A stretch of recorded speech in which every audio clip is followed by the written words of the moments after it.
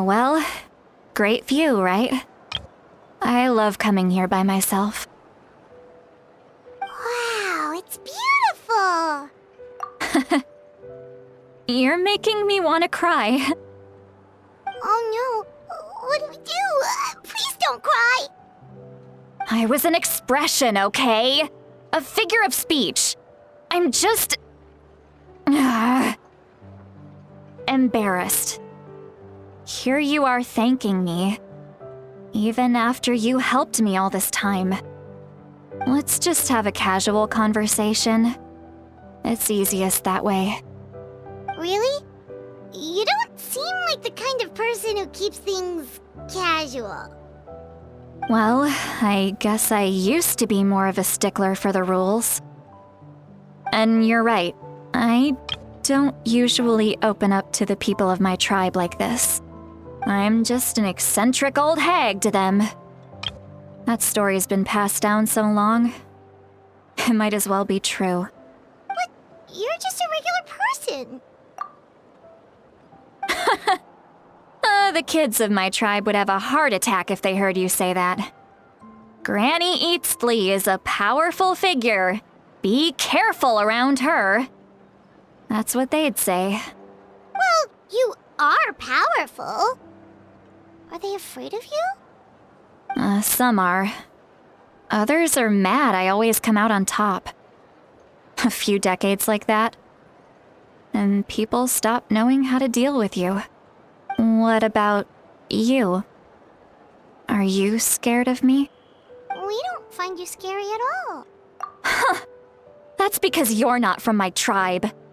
You don't know how many delusions of grandeur I've destroyed just by existing. I make people realize that no matter how hard they work, they'll never become a living legend like me.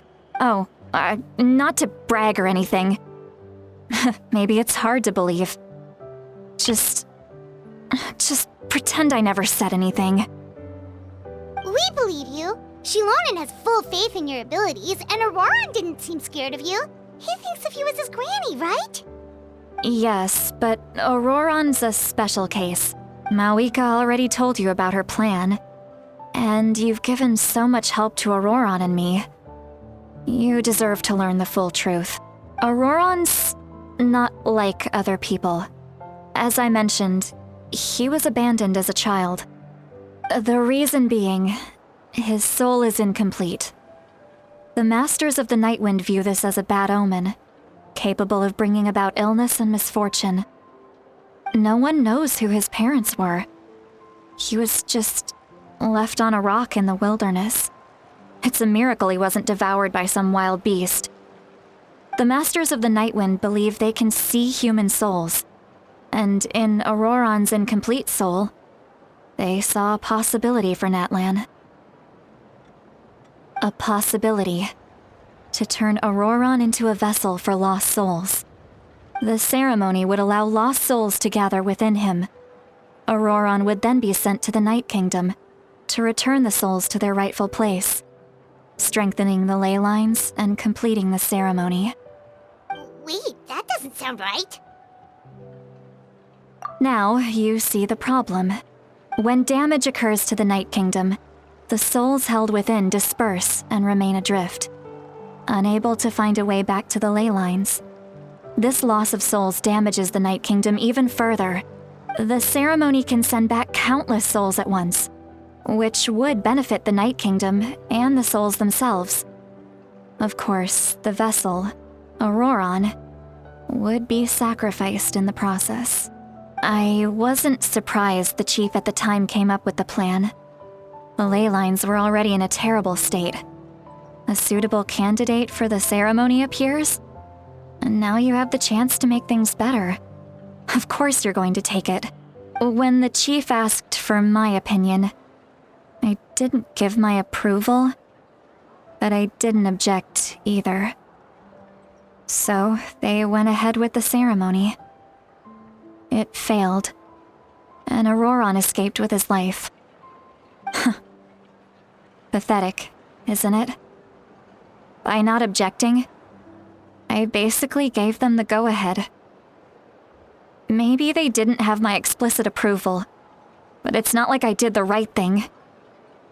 If the ceremony was successful, Ororon would probably be dead. Of course, in my tribe, death is rarely something to fear. But what kind of message would we be sending by sentencing a newborn to death? By using a human life as a tool? It's not right. So, when I learned the ceremony had failed, I was ashamed by my inaction, and absolutely relieved by the result. The plan was never a secret. Or, I guess I should say, there was no point to keeping it a secret.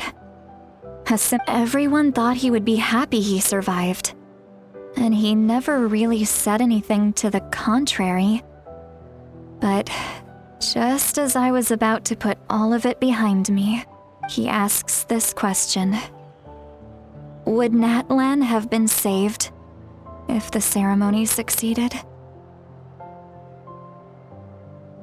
Wait, but it's not his fault. He knows that, but he still feels guilty. Ororon has a strong ability to perceive souls, more than any of us. He understands just how dire the situation with ley lines has become. Maybe he chose to work with the Fatui because he still thinks he owes a debt to Natlan. I can only imagine what they told him. Traveler, didn't the captain say he found a way to solve the crisis? Maybe that's what brought Ororon into this. Anyway, we can't just let things go on like this. We have to convince him to come back. You don't look so good, Citlali. Maybe you should head back and get some sleep. Probably drank too much. It's okay. The fresh air is doing me good. Okay. Forget that. I need to go home. I hit it a little too hard. You've helped me so much already. How do I even begin to thank you? Hey, we're friends, aren't we? Besides, you already said you owe us a favor, so you don't need to worry about us. Good point. Well, I'll go home and get some sleep. We can figure out our next move in the morning.